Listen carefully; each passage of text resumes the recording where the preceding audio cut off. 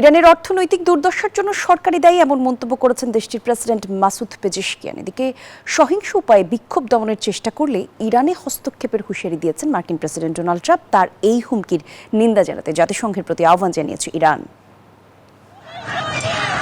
ইরানে মূল্যস্ফীতি নিয়ে শুরু হওয়া বিক্ষোভ এরই মধ্যে রূপ নিয়েছে সরকার বিরোধী আন্দোলনে।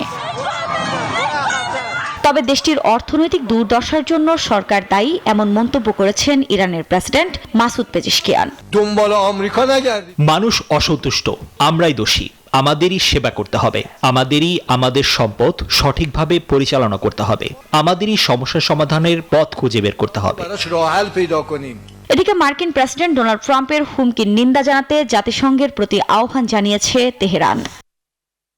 ট্রাম্পের এমন মন্তব্যে দেশটির বাসিন্দাদের মধ্যেও দেখা দিয়েছে মিশ্র প্রতিক্রিয়া। হুমকিতে মোটেও ভীত নন বলে জানান তারা।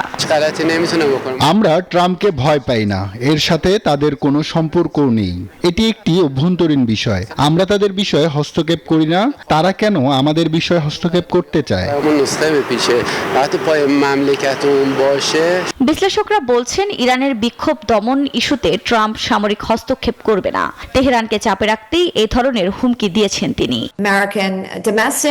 আমি মনে করি ইরানে মার্কিন সামরিক হস্তক্ষেপ থেকে আমরা অনেক দূরে আছি, তবে ট্রাম্প এটি করলে সত্যি অবাক হব। গেল কয়েকদিন ধরেই মূল্যস্ফীতির কারণে ছড়িয়ে পড়া বিক্ষোভে বেশ কয়েকজন হতাহতের খবর জানিয়েছে গণমাধ্যম। আফরিন মৌ, নিউজ 24।